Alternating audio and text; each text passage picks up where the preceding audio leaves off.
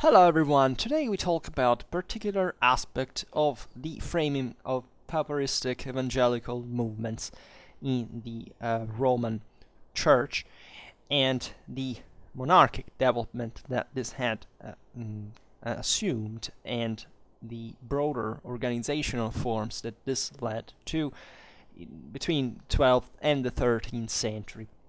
It's a long time you don't discuss this, so there are also probably a lot of new people listen to it.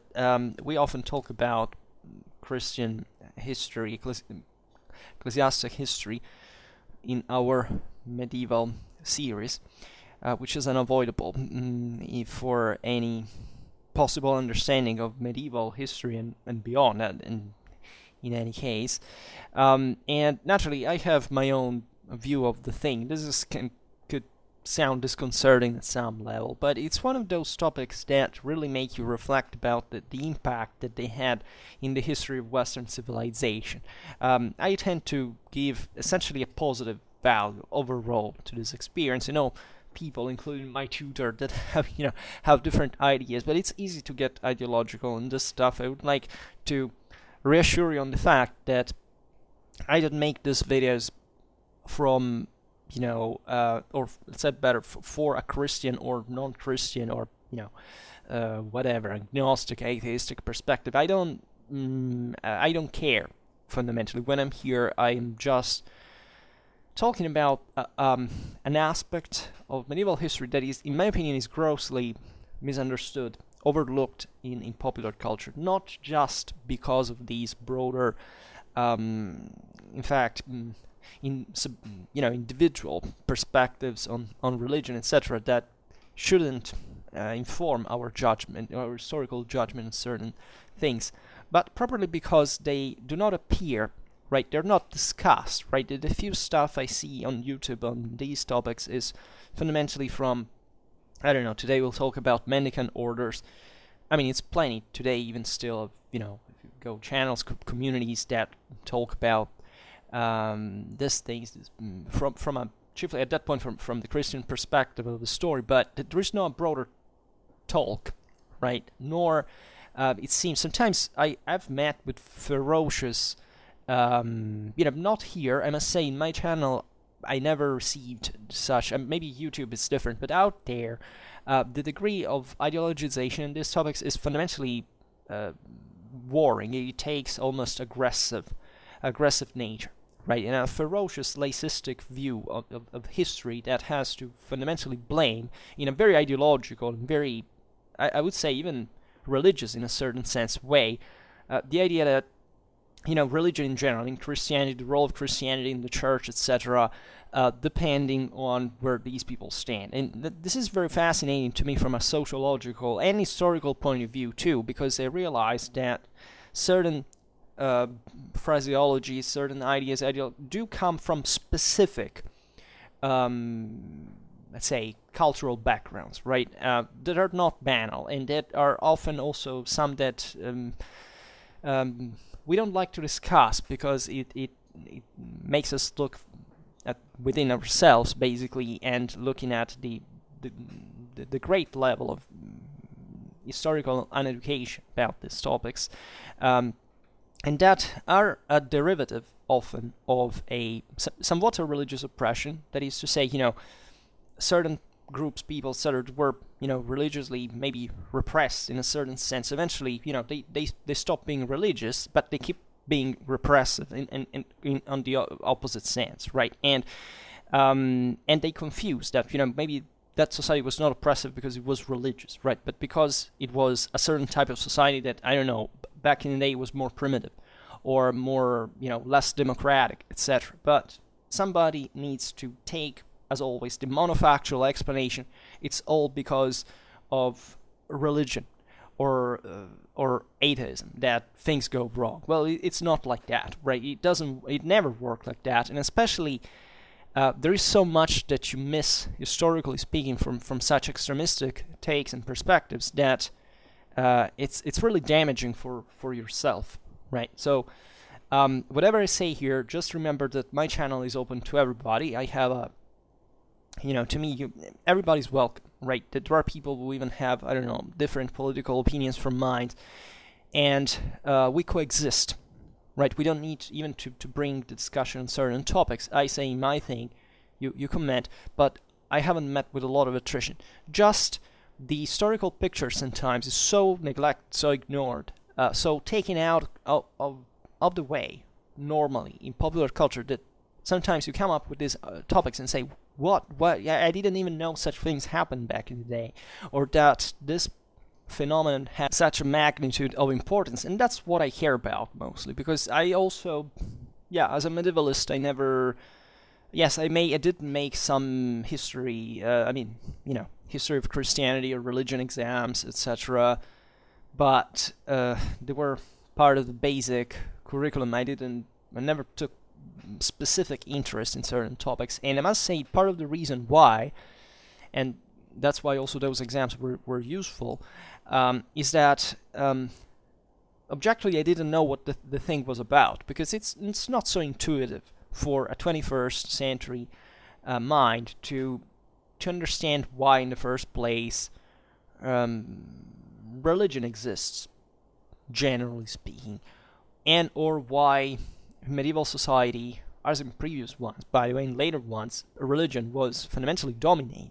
These are things we can't explain now, right? They are not conspiratorial in nature, right? No, that was not a great conspiracy of the evil elites that wanted to just speculate on people, and they were just the bad guys, and then we freed ourselves with that because enlightenment arrived. No, if something like that happened, it always happened, and if by a certain degree this was true in more primitive societies, because more primitive societies were less organized, and the church in this instance actually promoted a dramatic level of political and social organization that was beneficial to an orderly development of the same society, right? If you deny that the church had a dramatic role in alphabetization, in rendering people more secure in their beliefs, from an individual point of view, then this is what we will see today. You just by the metaphor of the sheep that were under, blindly following a path, you can't even understand what I'm talking about today, because it's during the 12th and 13th century. What the church did was basically integrating those instances in the same church, right? And also from positions such as, think about Aristotelianism, that today we don't discuss, but that were scientifically, not mystically oriented. That was also another huge, but I mean huge, field choice, and these are things I realize we really stopped discussing some time ago, because I picked my topics randomly. But today's one can be a small step forward, and we talk specifically of vernacular preaching, right? We are in this broader background. I have a medieval Christianity playlist, so if you wanna look those topics for a contextualization, well, it's plenty of this stuff there, especially about mendicant orders and papal monarchy and this stuff. We're talking about this dramatic moment in the history of the church. Was the 12th century, where heresies were literally spreading without control in this society. The church had acquired over the empire these prerogatives that were, shared in a sense, about the primacy of papal, power, even on secular affairs in certain fields, and not. But the building of properly a universal church that could control from Rome the whole Western Christendom was in a work in progress fundamentally. It was being challenged by these movements. So naturally, the church always acted, the Roman Church, as a, in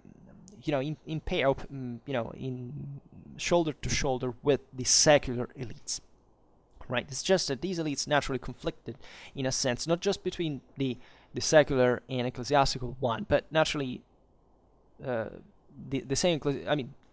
with heretics, it's evident, right? Within the same church, in secular affairs, it's kind of obvious. So I made a video on the Albigensians, and that's that probably triggered some people for things I said there, because that makes you understand wholly that what the Albigensians were doing in terms of we have transformed them somewhat from a certain time onwards in the martyrs of free thought. There was nothing like that at the time, right? They were basically just creating an exact copy of what the Roman Church was including Inquisition, persecution, all this stuff, and simply that happened because of the broader interests of that region of France that was trying to escape the French papal influence and so on. So everything is explained, but even I don't know, the Valdensians that had problems, as you know, with the church. The Roman Church said, okay, we'll give you support against those damn heretics. We will burn them all. The question here is delicate, because also in here the idea of the persecution, the same idea of the existence of the Albigensians as a church on its own, it's very debatable. Let's say that there is a lot of historiography that naturally filtered a dramatically more complex reality that shows you how naturally there were great problems of political and social organizations. I mean, the problem was not ecclesiological in itself. Of course, this took a form when the idea that Rome was not the head of the church anymore took form, and that's pretty upsetting, as it is upsetting in general the broader Gnostic take on certain issues, like saying, okay, the cross is a symbol of evil because it's made of matter, right? Or Jesus never incarnated. So the question there is serious, and it already by itself tells you, without recurring to understand what orthodoxy and heterodoxy normally function like, and you can see it in parallel at the same time happening in Islam or even in Judaism, but with the same exact dynamics that were happening in Christendom, that these are not tolerable takes. I mean, they do happen because, as always, socially, politically speaking, all over the world, there is always the heretic, right? There is always the heterodox that says the provocative, extremistic thing, then maybe even manages to make a revolution because it rides a wave of course, what existed as oppression and injustice, of fairness, that was, however, spreading from a same Christian background, because everybody was Christian at the time. Nobody ever dreamt not to be Christian in that sense, in all these instances. But then eventually this movement, even if it takes a form, in order to be regulated as a human group, needs an elite hierarchy, because humans do not work otherwise, right? Human societies never work. We know it from a historical, sociological, psychological, anthropological, evolutionistic, biological point of view. Humans do not work. There is not a human society without an elite and without a hierarchy, right? Because we are meant to drive competent people to the top to make things work, because otherwise we would have already literally killed ourselves. So other silly ideas of saying, the elites are evil because they want, no. Normally, the average person is evil, and also pretty stupid and ignorant, and I think that history shows it pretty damn well. So it's very easy to buy the martyrs' perspective. This was not true even when Christians were martyrized by scale. There is a lot of, naturally, there's nothing like free thought as we intend it in modern terms. Surely Christianity had, in spite of the intolerance towards other cults, had brought on the fore a dramatic issue, that is the concept of freedom of conscience, that in paganism did not exist, and the intolerance towards other cults, however, is first of all, what is a cult practically? Also, these are big questions in the history of religion that we can't digress on.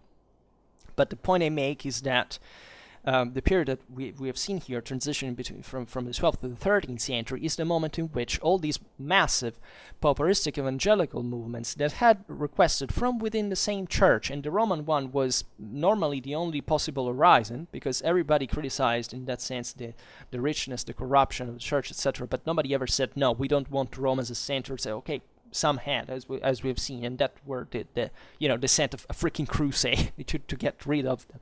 But the others, like people even that didn't have any other possible right. I mean, you're a medieval Christian, Western Christendom. There is nothing but Rome in your horizon, and it's not an option. It's not an opinion. It's not something you can negotiate or contract. And when that starts assuming, for even in political, advantages, that turn, well, guess what happened to them? Why? Because the church was omnipowerful and evil and oppressed? No, because the church actually wasn't any of that and had to actually put an end to that by structuring itself as a real monarchy to put an end to chaos and create some order and pacific development. And the role of the church, many people laugh now because they say, you see, well, the guy saying that the church was pacific. What about all the Crusades? First of all, even before or after the Crusades, every war is being waged in the name of something that was before, secularized times, always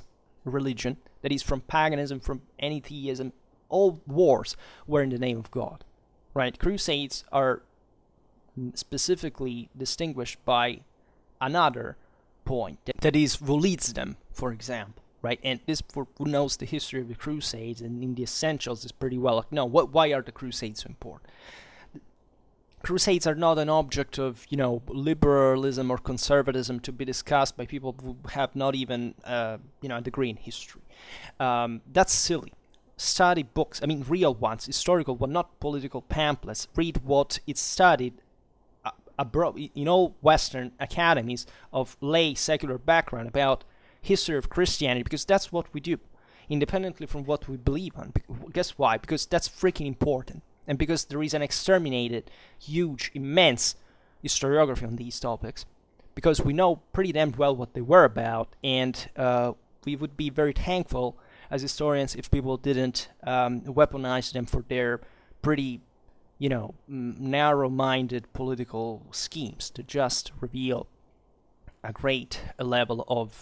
deep level of how unschooled you are to not even understand why you are not, right? And so this is real history as it's told everywhere. If somebody has a problem with that, go into universities sometimes, right? Study something and see what we actually do there. In a broader perspective, the issue here, that the positive aspect of this is that Pauperistic-Evangelical movements are a very important mass phenomenon for medieval times that reveal in Christendom the need not to, have a free thought to run free and do whatever you want. Absolutely not. These people wanted to be disciplined fundamentally by the church, a worthy church, right, that respected the scriptures' precepts and that fundamentally would lead Christians within the church toward salvation, right? And there wasn't room for other options in that regard. So even be extremely careful, because before you even, dare to think that here we're talking about free thinking. Because at the time it did not exist. The history of philosophy is something that evolved. Humans built this over time. It's not that, somebody in history believed that randomly, so it's just different from ours. No, there is a specific path. We built our understanding as a civilization. Given that we have been constantly improving, we haven't wiped out each other from the face of the earth yet. This had objectively, yes, a positive improvement, right? And we know more today than naturally they knew at the time.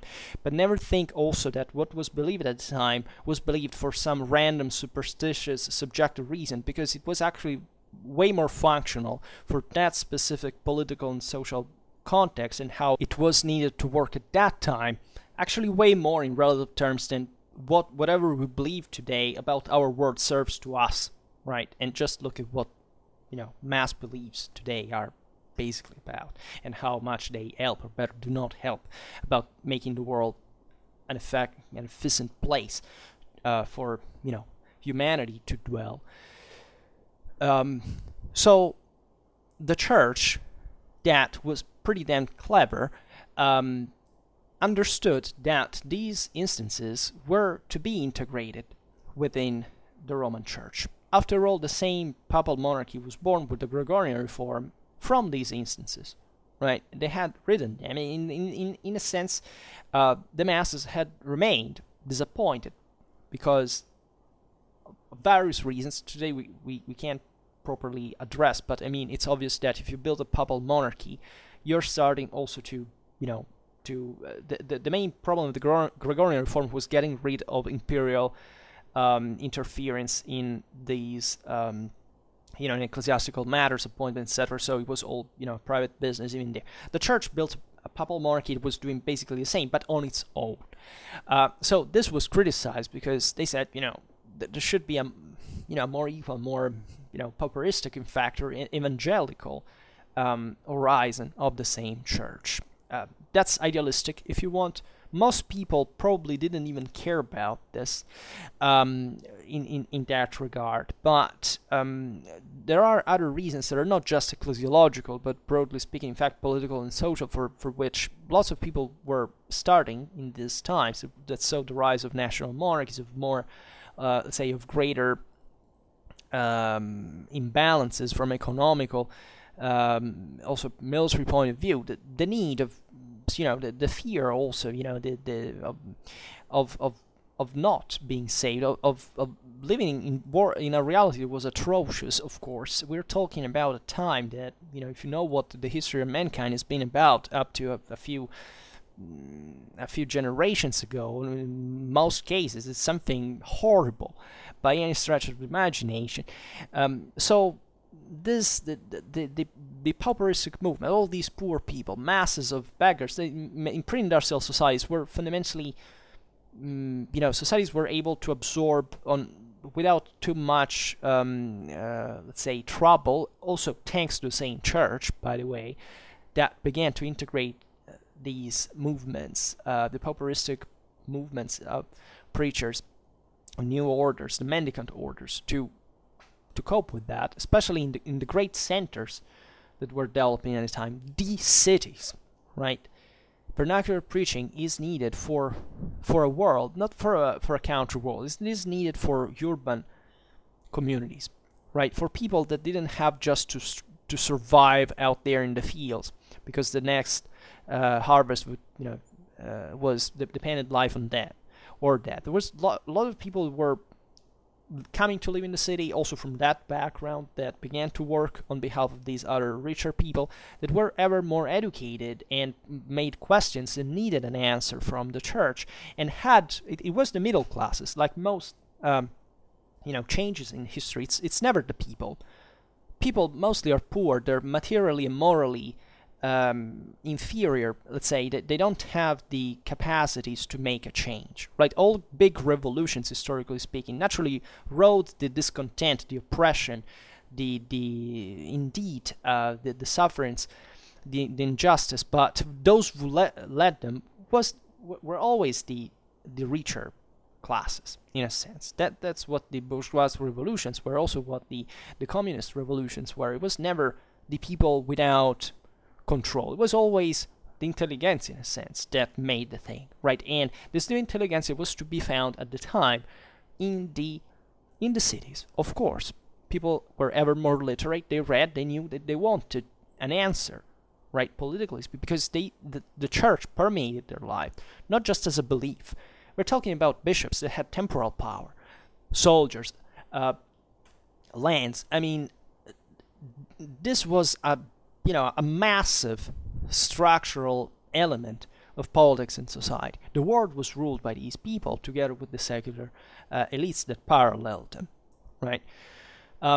So the integration of the creation of mendicant order, the officialization of them, the integration in the Roman Church is the answer to this.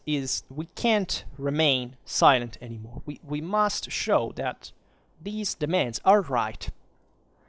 And we must give the opportunity to those that want to live like that to do it within the orthodoxy of the church, so that these movements do not take strange directions, such as, because fundamentally that's the point, exterminating the clergy for stealing stuff. Because why? This happened on a regular basis. Look at what the history of heresy during the 12th century was concretely about. How many of these people actually cared about or even understood biblical texts? These people were hungry peasants that had lost everything and just wanted to rob the rich because they would otherwise starve to death, right? So the broader issue was not just a theological one. That wasn't even such an enormous deal because, as we were saying before, Gnostic tendencies at one point basically exhaust them, destroy themselves in a world that has no reason to say, okay, let's get rid of the order. The order exists because it functions, right, most of the time. So why destroy it in toto? It's simply stupid, right? You need a capacity of, if anything, integrating the new, which is exactly what the church did at that point in structuring itself further, and to give especially a stability. What people wanted this time is peace, right? Political, social, spiritual peace. They want to live well. That's what humans want to do, right? And the church took on this enormous task to give a comprehensive answer to this. This has been seen philosophically with the scholastics that basically rejected the previous. I mean, Aristotle had been banned from the University of Paris. It was dangerous, right? They do it, they accept it, they integrate it, and they basically get rid of mystics. And the same Roman Church takes the most modern, the basically also famously enough Arab and Jewish mediated Aristotelian, philosophy, and integrates it as the physical, scientifical, metaphysical frame of the universe, according to the Roman Church, which would last for centuries and centuries to come.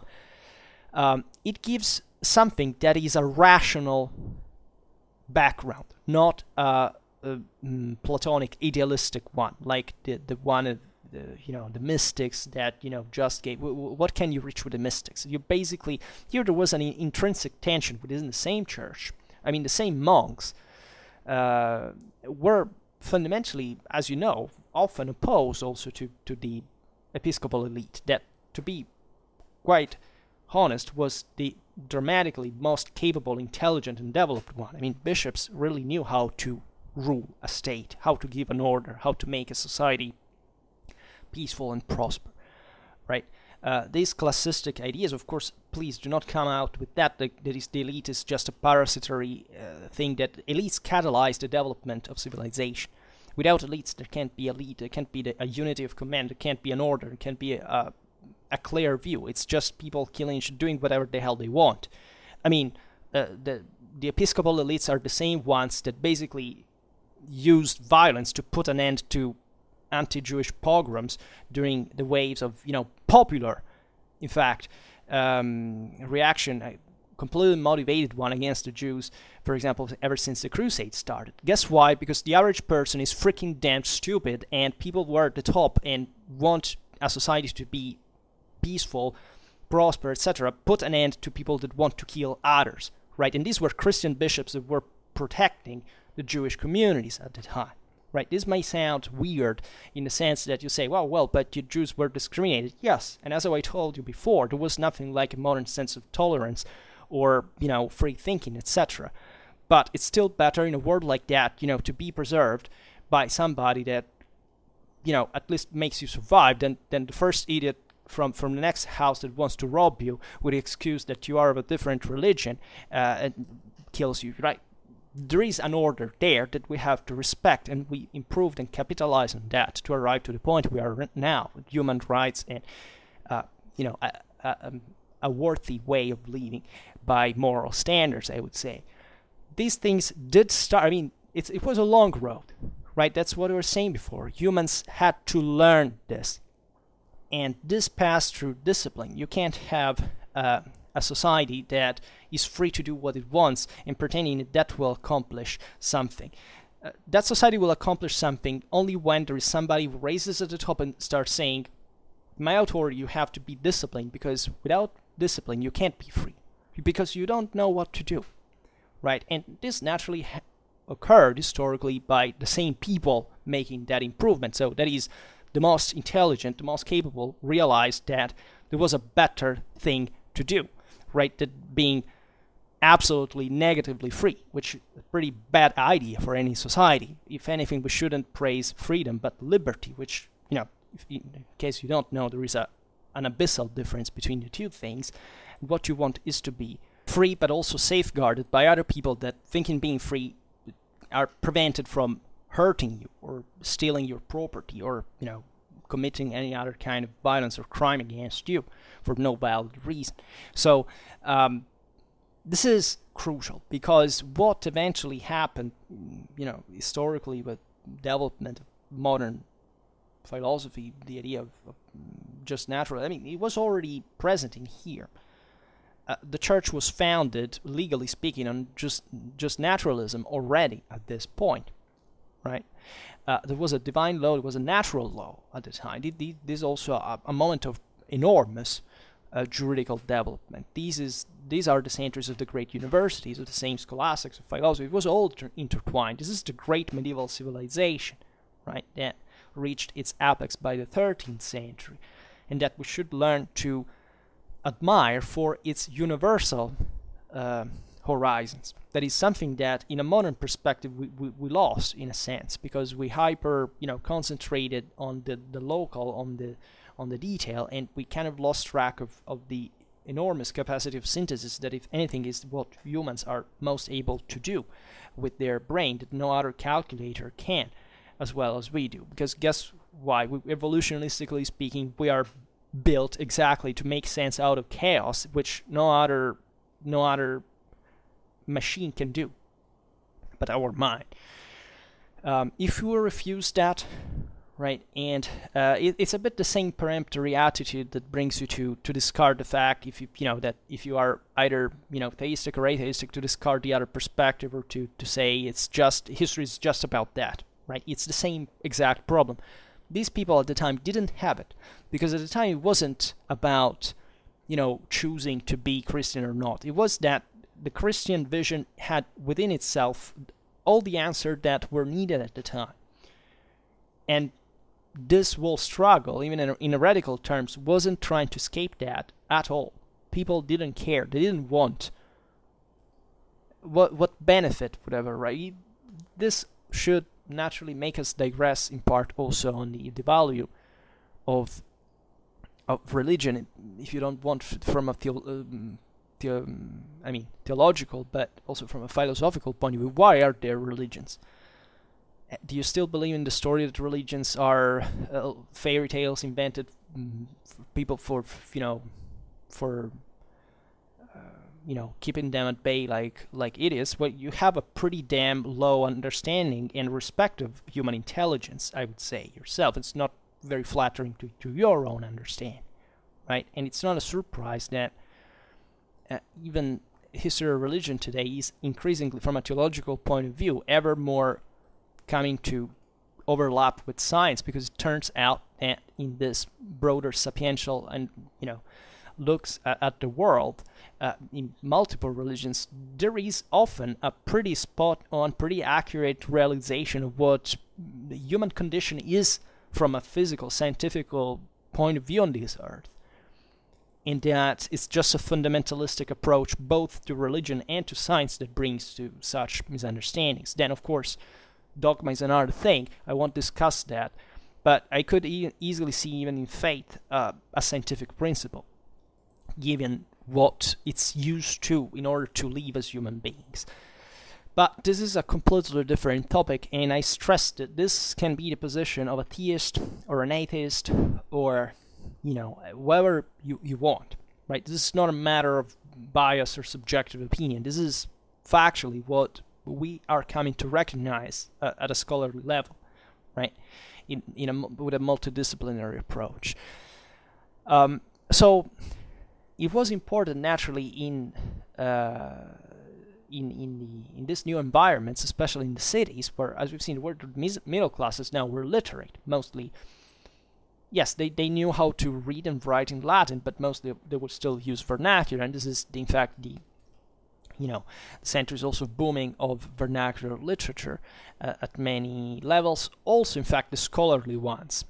So, the preaching of the friars of the mendicant orders no longer took place in Latin, right? But in vernacular.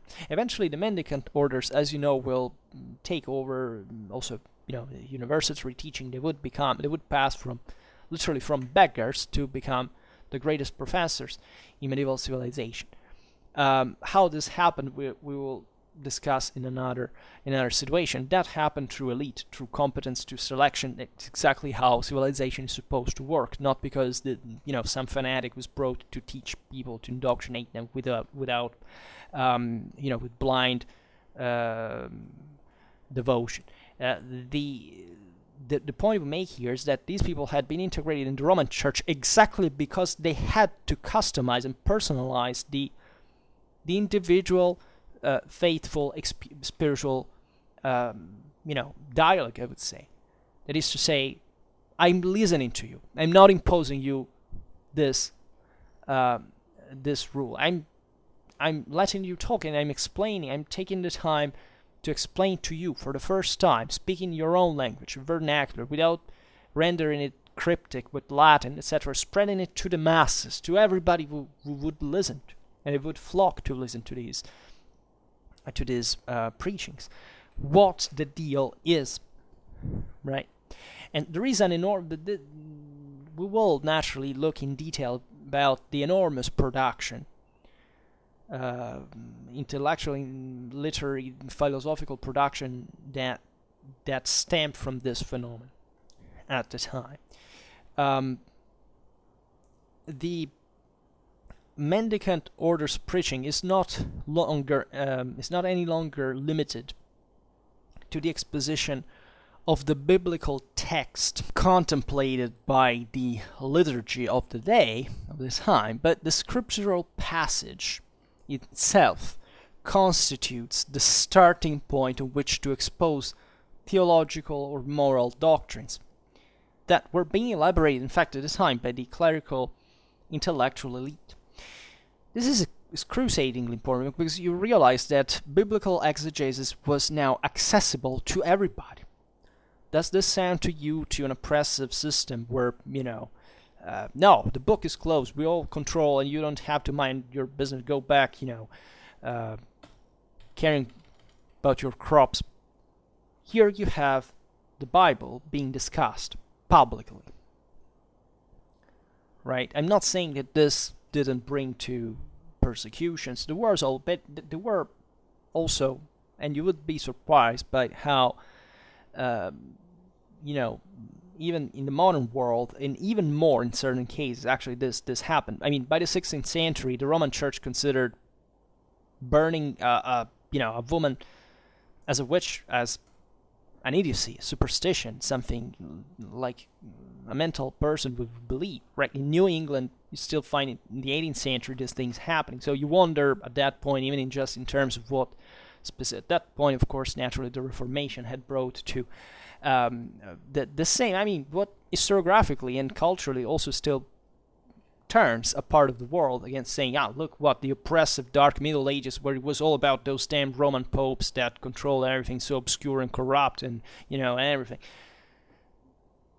I think human reality is a bit more complex, just to tell the truth. And once again, this is not a matter of personal opinion. I can address you to the literature that is taught worldwide. At some point, we will make more in-depth videos. We will get any reference you want about this stuff. That's how it was at the time. We're talking about the 13th century.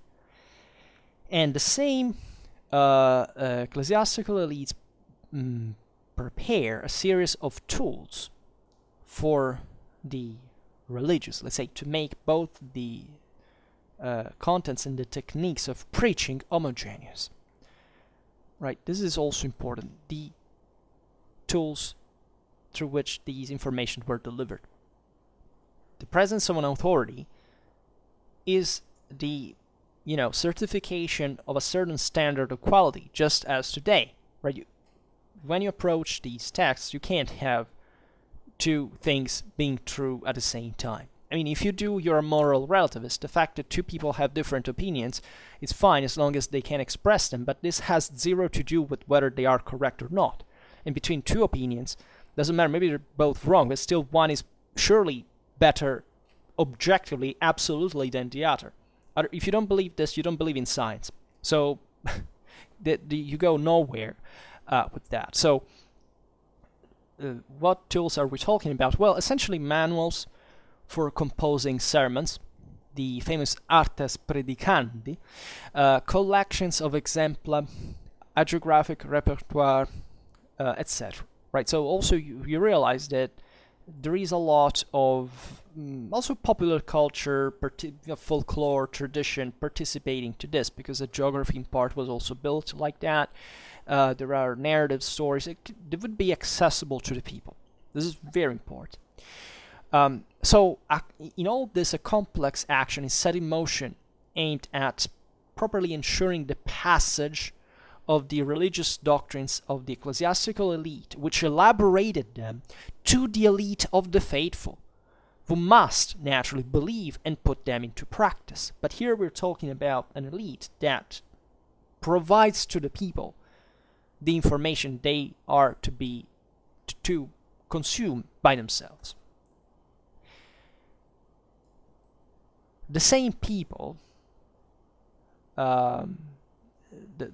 those culture that, as we've seen, is fundamentally folkloric, do understand certain aspects, right? They grasp let's say, this broader ethical and theological transmission of message produced by the cultured reflection.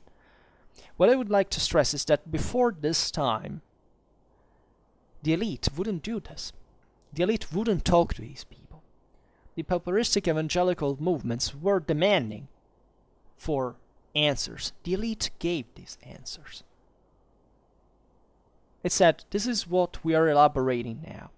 And as I was saying before, this was not a moment of cultural stagnation. The 12th and 13th century were literally medieval civilization booming. From as we've seen, from a scientific, theological, philosophical, economical, literary point of view, it was literally booming.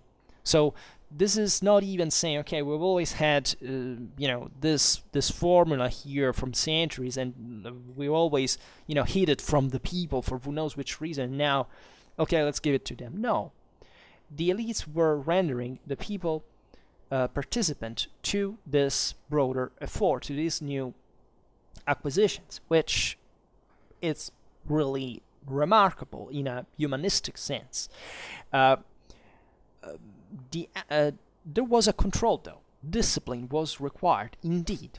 Right, the annual confession preceding the Easter Communion, made compulsory, by the way, exactly in 1215 by the Fourth Lateran Council, set a sort of moment of verification of the extent to which the universe of values and behavioral model proposed through the preaching had been received by the faithful.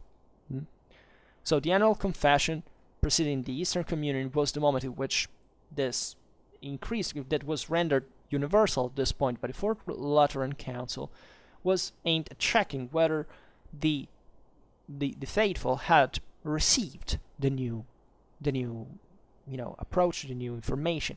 And this is also something new. You have in the 13th century an organized mean of essentially universal control on the basis of homogeneous information, of checked authority-checked information on the response of the people. So what is fundamental here in the history of civilization here is that this thing had never been achieved before. Like a qualitative leap was thus implemented. I mean, in the capacity of the ecclesiastical apparatus to control the faithful. But what did this control practically turn into? Was there somebody with a crossbow or a sword behind every faithful's back? No, this meant exactly that the control of the faithful coincided with the growing personalization of religiosity. Yes, these pauperistic evangelical movements in order not to destroy the church, were integrated and left the opportunity to create new experiences, to create new orders, to have new communitary experiences, new forms of religious participation. We made a video on the Beguines, the humiliated, these people who had decided to live a religious life without fully taking the orders, but still participating in these religious communities and having also a private life. This supported people. It gave them literally help. There was a welfare state gravitating around this. The welfare state was in the hands of the church here, guys. It had always been so. The church did actually pay for it. It always did. Why? Because without that, you would have not bought the faithful. You would have not given them a reason to believe this was a humane thing. Instead, it was. Because it helped the poor. It helped the widows, orphans. It taught people to know better their religion, to become literate, to have a positive, complete, comprehensive view of life, of existence. This is not a few historical. You do have to find something that works like that. This was created at the time. So, in this direction, that is of salvation, Christianly speaking, as an individual fact. So the fact that salvation does depend on the individual for a matter, and therefore on a conscious religious experience. The Pauperistic-Evangelical and Orthodox Protest had moved since the 12th century, showing, in that regard, of course, the weakness of the traditional forms of religious discipline of the populations. Those didn't work anymore, because guess what? Society had changed, and the church had to change, and it did change, and it succeeded, because heretics were basically crushed. The masses were won. There is not a way at the time to win with, atomic bombs or means of mass coercion. No. Here, if you don't have the favor of a community, you can't do much, right? Of course, you can't battle with this broader and unstable equilibrium. But if the church had done something clamorously wrong, enforcing it, they would have not had the physical strength. I mean, the church was dramatically rich, but it didn't have much of a power. I mean, they ruled, or basically a part of central Italy. What could an English or Spanish or a German, be brought to obey like this, if not by persuasion, by conviction, as a matter of fact. The fact that this was the righteous model of a Christian society that recognized itself as such, basically before any other identity. So the vehicle of these instruments were the mendicant orders. The church let basically the same pauperistic-evangelical movements that the mendicant orders were to deal with this. Right? They had the task of both essentially fighting the movements of religious protest, the ones that still wouldn't agree to this, and however cancelling in the process the fracture between the ecclesiastical hierarchies and the faithful. So the faithful is the core. And if you don't win those, right, you will have these people still fighting in the movements of religious protest. Guess what happened? These movements faded away. Why? Because they exterminated, everybody will put. No, it didn't happen. Because these people were finally content with what they had for the time being. And sure, that there was also, we don't have to be so idealistic.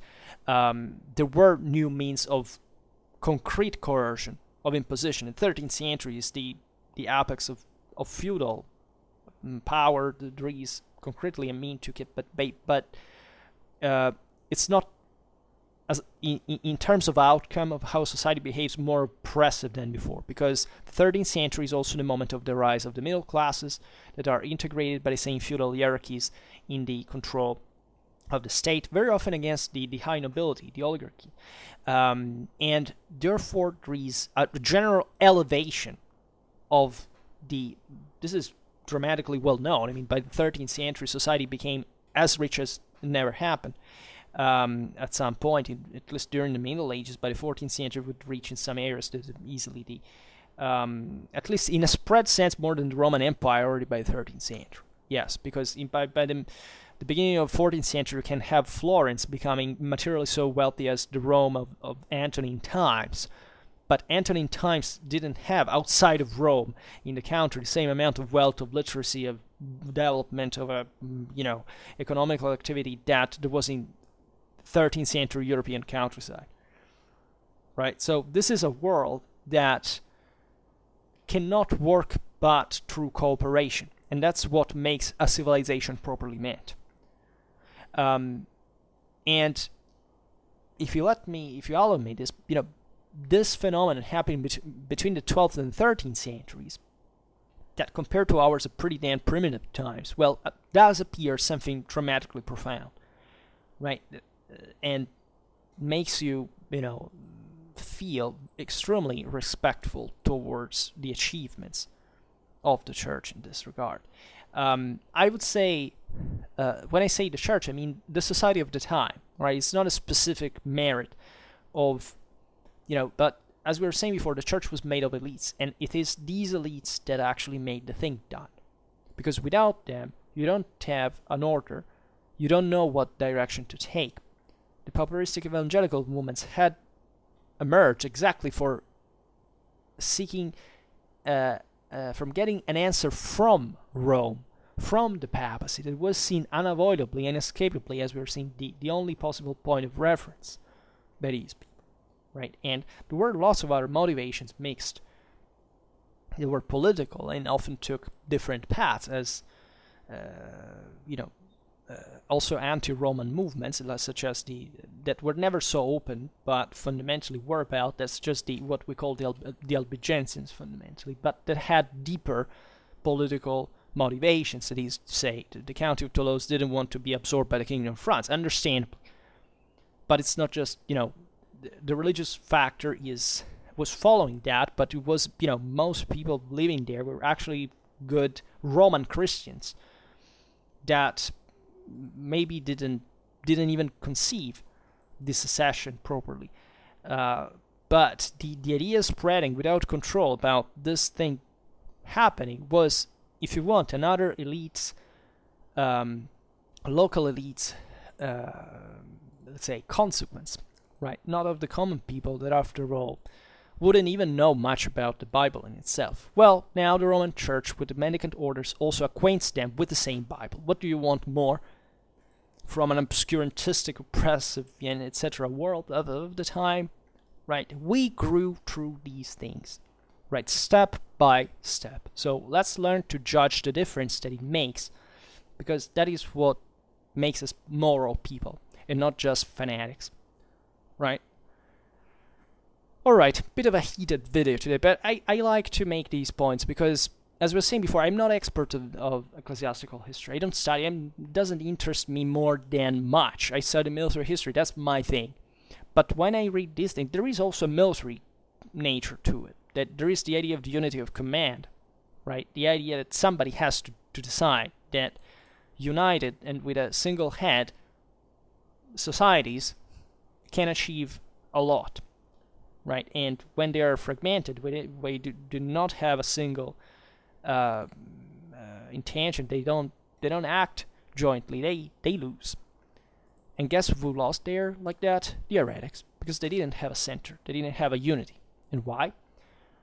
Because they didn't have a point most of the times for that society, and that's why they lost. Now, I don't want to make history deterministic, as you know, it's very far from my intention, because I basically do always the same thing. But it's exactly because there was a threat there that those who eventually took action did it the way they did. And it would have not happened otherwise. So stay open to that, because historically speaking, it happens all the time. And it can't be ignored. And if you observe what the result of this was, as we've seen today, with the spread of, actual, information, religious awareness to the to the common people, to everybody who would gather in a city square to listen to these public audiences, reading the Bible and commenting it and making it accessible to people. Well, that is really a feat of civilization. I'll repeat it. I'll stress it. Right? This is my view of the thing, and that's how we concretely learn it. All right. So for now, we've stopped it here. I just hope that you enjoyed this video. If you did, please share it. Otherwise, leave a like or subscribe to my channel if you're interested in my upcoming content. And for now, I thank you heartily for listening to me. I wish you a nice time and see you next time. Bye.